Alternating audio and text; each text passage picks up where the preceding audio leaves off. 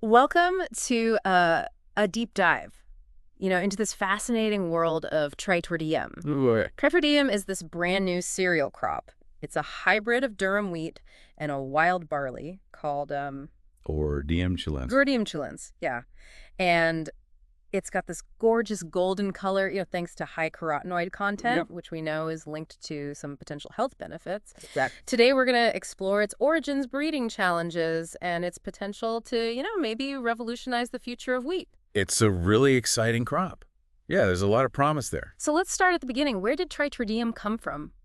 Well, Tritordium's story began in the late 20th century when scientists successfully crossed durum wheat, Okay. the type we use to make pasta with this wild barley Hordeum Chilens.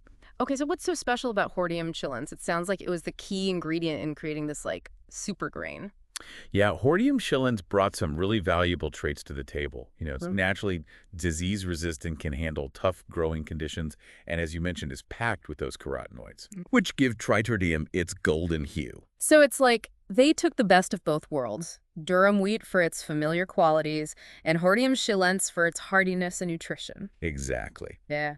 Now, the initial crosses resulted in two types of Tritordium, one with a more complex genetic structure Okay. and one that was a bit simpler. And I'm guessing they went with the simpler You one. got it. Yep. They found that the simpler version was much more stable, and easier to work with. Yeah, It's kind of like choosing a reliable friend to embark on a journey with. makes sense.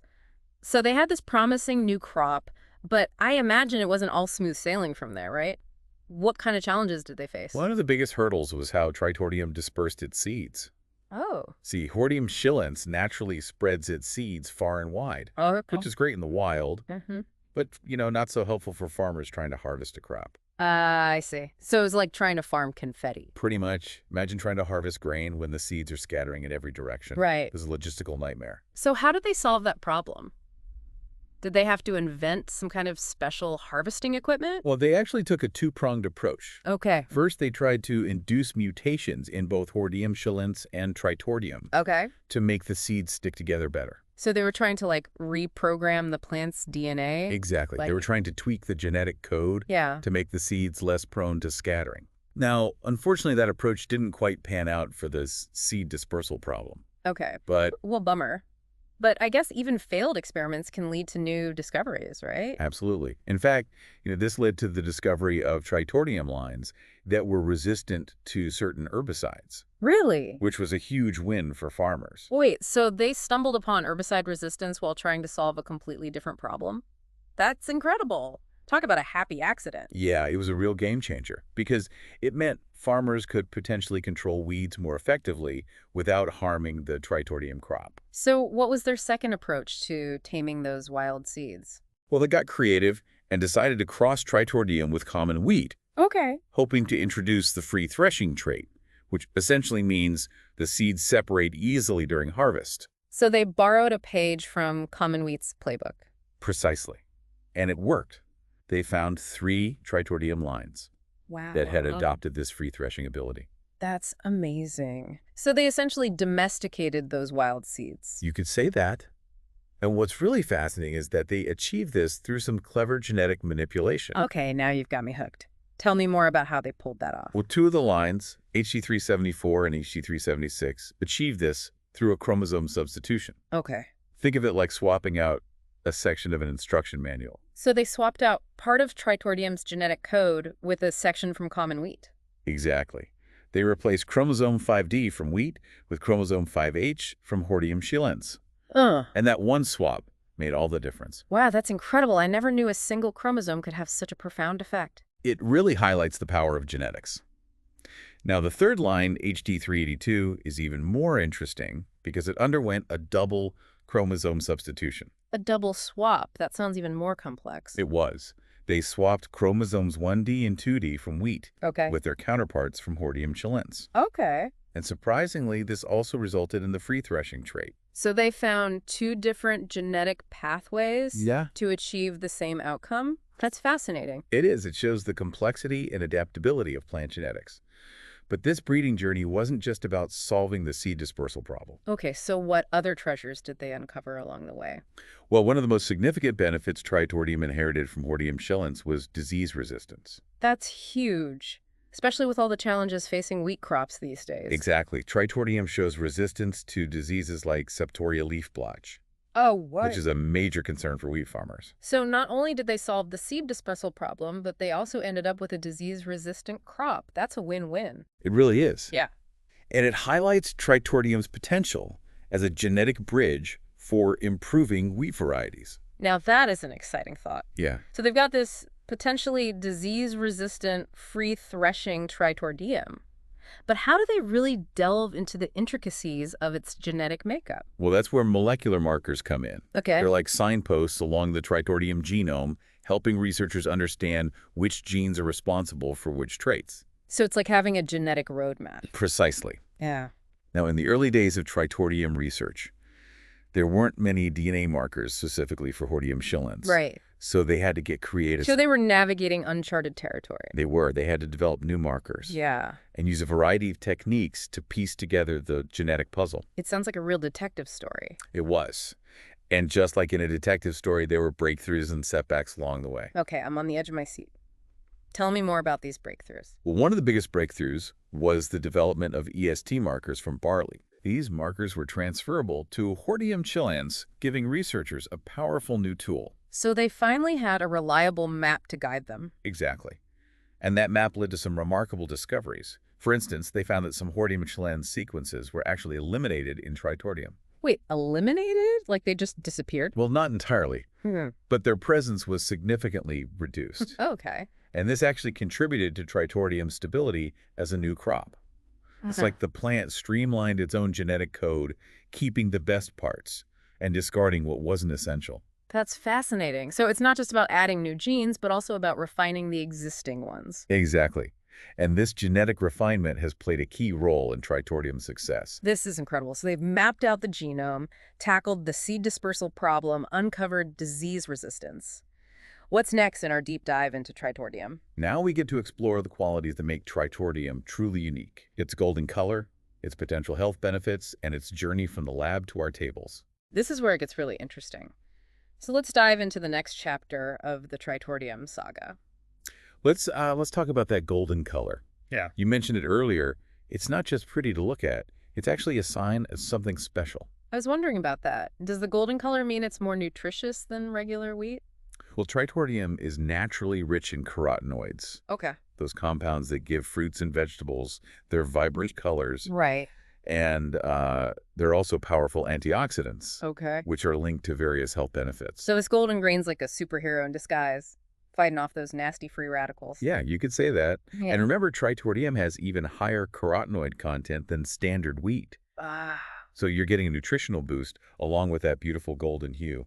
I love the idea of food that looks good and is good for you. So they've got this golden grain packed with antioxidants. What other qualities make Tritordeum stand out? Well, it also has a soft grain texture, Okay. similar to bread wheat, Okay. which makes it very versatile. So it's not just about nutrition. It's got to taste good too. Absolutely.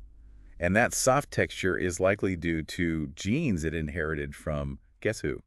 Hordeum schillens. Hordeum schillens, always stealing the show. It's like the celebrity parent of Tritordeum. It really is.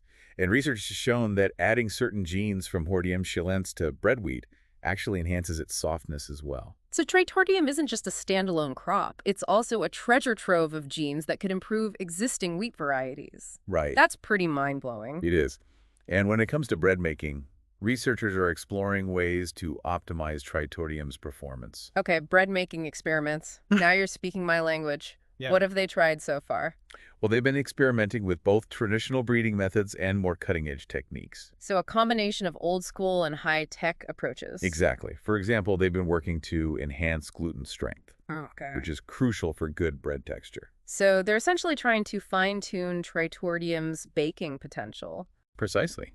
And what's exciting is that Hordeum schillens has a wide diversity of storage proteins. Okay. Those proteins that influence a grain's nutritional content and how it functions in food. So there's a lot of potential to create Tritordeum and wheat varieties with unique properties. Absolutely. Yeah. Now, you might be surprised to learn that Tritordeum naturally has lower gluten levels than wheat. Lower gluten. That's interesting. Does that mean it's suitable for people with celiac disease? Well, it's important to note that Tritordeum is not gluten-free, so it's not suitable for people with celiac disease. Okay. However, it could be an option for those looking to reduce their gluten intake. So it could potentially cater to a wider range of dietary needs. Exactly. And of course, we can't forget about those health-promoting carotenoids. Yeah. Researchers have been studying the genes responsible for Tritordeum's high carotenoid content. I'm all ears. Tell me more about these golden genes. Well, they've identified specific regions of the Hordeum chilense genome linked to high carotenoid levels. Uh-huh. They've even pinpointed a key gene called phytoene synthase 1, which plays a crucial role in carotenoid production. It's like they're unlocking the secrets of Tritordeum's golden glow. They are. And they've also been investigating other beneficial compounds in Tritordeum, like phenolic compounds, trichols, and polysaccharides. Wow, it's like this grain is a nutritional symphony. It really is. And they've even looked into the possibility of enriching Tritordeum grain with selenium, another essential nutrient. So they're not just studying it, they're actively working to enhance its nutritional value. Exactly. It's all about pushing the boundaries and exploring the full potential of this remarkable crop. All this science is fascinating, but I'm curious about how Tritordeum made the leap from the lab to the real world. How did it go from a scientific experiment to something people can actually buy and eat? That's a great question because bringing a brand new crop to market is no easy feat. I imagine it was a bit like launching a new product into the world. You could say that. It required a lot of collaboration Yeah. between scientists, farmers, food producers, and marketers. So it was a team effort to bring Tritordeum to our tables. Absolutely. A Spanish company called Agraces SL recognized Tritordeum's potential early on Okay. and obtained the exclusive rights to develop and market the crop. So they were the ones who spearheaded Tritordeum's journey into the marketplace. They were. And one of the key milestones was the official registration of two Tritordeum varieties, Ocan and Boulel. So it was like giving Tritordeum its official stamp of approval. Exactly. This registration was crucial because it allowed farmers to legally cultivate and sell Tritordeum.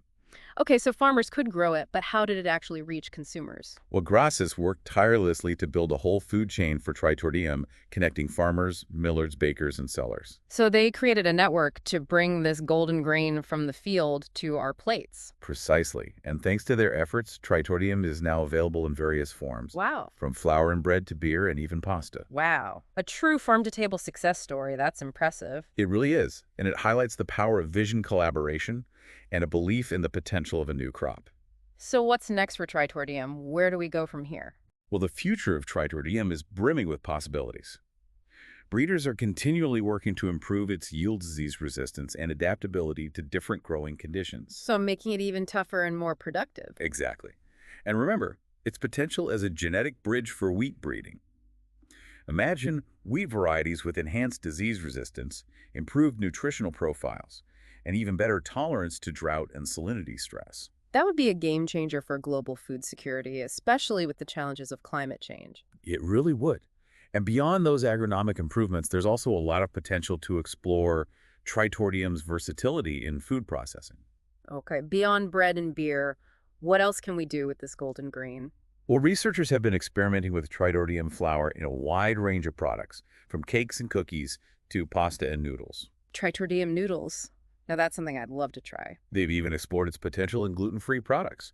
Remember, it naturally has lower gluten levels than wheat. So it could be a valuable ingredient for people with gluten sensitivities. Exactly. Yeah. Of course, more research is needed in that area, but the early results are promising. It's amazing to think that this single crop has the potential to address so many different needs. It speaks to the power of plant breeding and the importance of exploring the genetic diversity that exists in nature. And it all started with that one wild barley species, Hordeum chilens. Indeed, Hordeum chilens is a testament to the fact that sometimes the most unassuming species can hold the key to remarkable discoveries. Yeah, it really feels like we're, on the cusp of something truly special with Tritordeum. I couldn't agree more.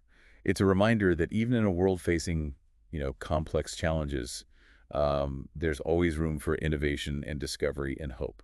And that sometimes the solutions to those challenges can be found in the most unexpected places, like a wild barley growing on a hillside. Precisely. It underscores the importance of preserving biodiversity Right. and recognizing the inherent value of all species, no matter how, humble they may seem. Tritordeum's journey reminds us that the future of food is not just about technology and efficiency, but about embracing nature's wisdom Right. and working in harmony with the natural world. Well said. And I believe that's a message that resonates deeply with people today. There's a growing awareness Yeah. of the interconnectedness of our food choices, our health, and the health of the planet. Tritordeum seems to embody that interconnectedness. It's a crop that's good for us, good for the environment, and simply beautiful to behold. It's a golden opportunity in every sense of the word. Now that you've been introduced to the world of Tritordeum, what stands out to you most about this unique crop? Is it the potential health benefits, the exciting possibilities for wheat breeding, or the fascinating story of its development? For me, it's the reminder that nature holds an abundance of solutions just waiting to be discovered. Yeah. Tritordium is a testament to the power of human ingenuity to unlock those solutions and harness them for the benefit of all. What a fantastic note to end on. A golden grain with a golden future. Thanks for joining us on this deep dive into the world of Tritordeum. It's been a pleasure exploring this remarkable crop with you. And for our listeners, if this deep dive sparked your curiosity, be sure to check out the resources we mentioned earlier. You might just discover your new favorite grain. Until next time, keep seeking knowledge and stay curious.